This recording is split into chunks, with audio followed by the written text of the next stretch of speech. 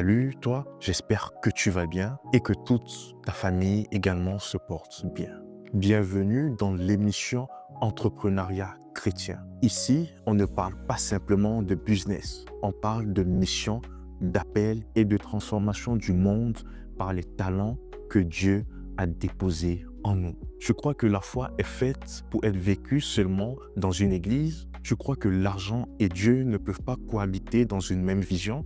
Détrompe-toi, car la Bible est remplie d'hommes et de femmes que Dieu a utilisés pour construire, produire, impacter, pas simplement prêcher. Dans cet épisode, on va parler mindset, discipline, vision, mais surtout obéissance à ce que Dieu te demande de faire aujourd'hui. Parce qu'entreprendre, ce n'est pas juste gagner de l'argent, c'est répondre à un besoin réel avec une solution inspirée par le Seigneur. Tu veux servir Dieu autrement? Tu veux bâtir sans te compromettre? Tu veux entreprendre avec des fondations solides à l'épreuve des tempêtes? Alors, reste ici. Chaque épisode, c'est un pas de plus vers ce que Dieu attend de toi. Devenir un bâtisseur du royaume dans le monde réel. Éternel notre Père, Seigneur notre Dieu, nous te remercions pour ta grâce dans nos vies parce que Seigneur, nous n'avons manqué de rien aujourd'hui.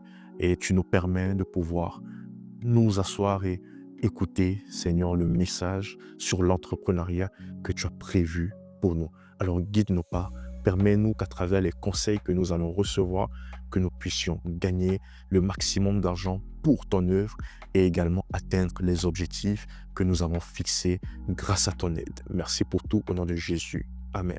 Aujourd'hui, nous allons aborder un thème très important. Fidèle ou volontaire, le paradoxe de l'identité de l'entrepreneur chrétien.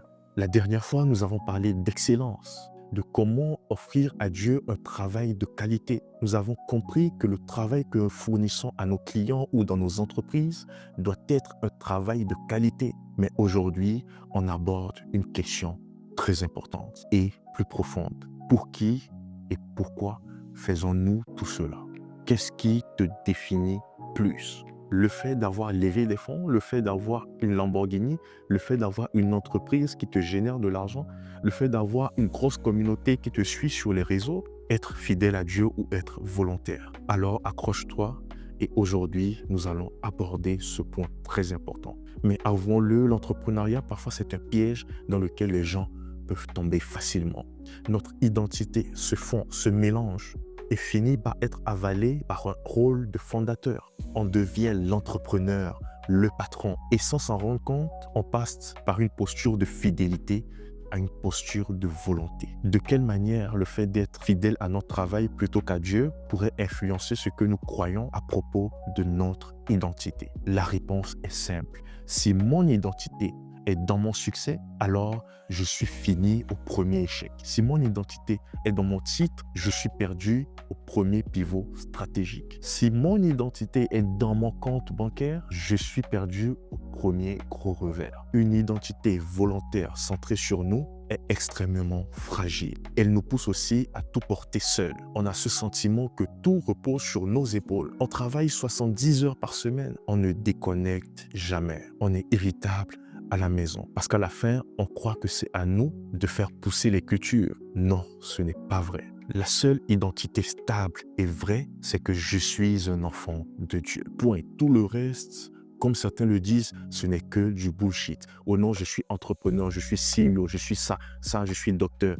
Tout ça ne valent rien devant Dieu. Le plus important, c'est que je suis un enfant de Dieu. Et je vous assure que cela peut changer toutes tes perspectives sur l'échec et le succès. Jésus pose cette question qui pourrait nous glacer le sang dans Matthieu 16, le verset 26. Que servirait-il à un homme de gagner le monde entier s'il perd son âme? De quelle manière maintenez-vous l'équilibre entre le succès et la maturité spirituelle? La réponse est justement dans cette identité. Si je suis un enfant de Dieu, alors mon succès n'est pas défini par le nombre de chiffres d'affaires que j'ai eu à faire, mais par mon obéissance. Ma mission n'est pas de réussir obligatoirement. Ma mission est de réussir obligatoirement avec Dieu au centre. Si je vous demande aujourd'hui, prenez un papier, écrivez qui vous êtes, la première des choses que vous allez faire, c'est d'écrire « Ah, Phanuel, je suis informaticien. Phanuel, je suis tant, je suis tant. Mais est-ce que parmi tout ce que vous allez écrire, à un moment donné, vous direz, Fanuel, je suis un enfant de Dieu? Je ne pense pas. Et c'est là que toi, en tant qu'entrepreneur chrétien, tu te trompes. Alors, comment incarner cette identité d'enfant de Dieu au quotidien? Comme je l'ai toujours dit, vous pouvez dire à haute voix, je suis enfant de Dieu, mais dans votre vie, on doit voir ce reflet-là. Vous devez être un exemple. Et je l'ai expliqué dans les épisodes précédents, comment c'est important pour vous de refléter l'image de Dieu dans vos collaborations, dans votre entreprise et même dans votre gestion financière. Et parfois, avec tout ce que nous faisons, avec le nombre de business que nous gérons, avec toutes les sources de revenus que nous avons mis en place, nous avons un problème qui est le surménage. Nous n'avons pas le temps de réellement consacrer à Dieu l'entièreté de notre activité. Et c'est là que c'est important pour vous de comprendre qu'on ne peut pas être fidèle dans les business lorsqu'on n'est pas bien physiquement. Et c'est là que c'est important le repos. C'est pour ça que Dieu nous a donné le sabbat qui est un jour de repos pour nous permettre de nous reposer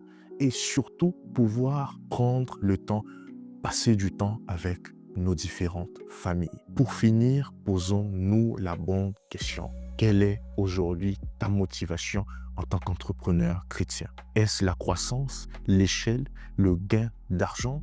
Il n'y a rien de mal en soi.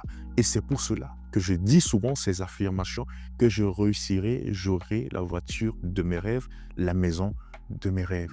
Il n'y a rien de mal en cela. Mais si c'est votre motivation première, alors faites attention. Parce que Dieu est capable de vous donner.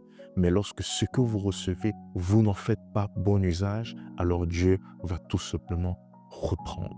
Alors je t'invite surtout à bien écouter et mettre en pratique les conseils que j'ai eu à te partager. Sois un entrepreneur fidèle, un entrepreneur qui veuille réussir pour pouvoir impacter, un entrepreneur qui cherche à atteindre les objectifs, mais grâce à l'aide de Dieu.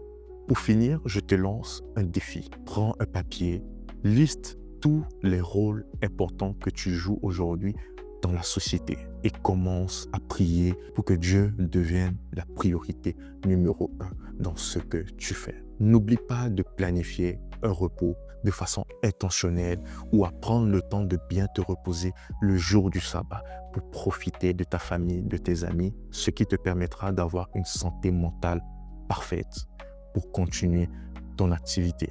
Recentre-toi sur tes motivations et surtout sur ce qui te permet d'avancer. Rappelle-toi de cette phrase plus souvent, il n'est même pas de votre responsabilité de faire fleurir les cultures. Il est de votre responsabilité d'être fidèle. Sur ce, je te souhaite à toi une bonne continuation dans ton business et que le Seigneur te bénisse.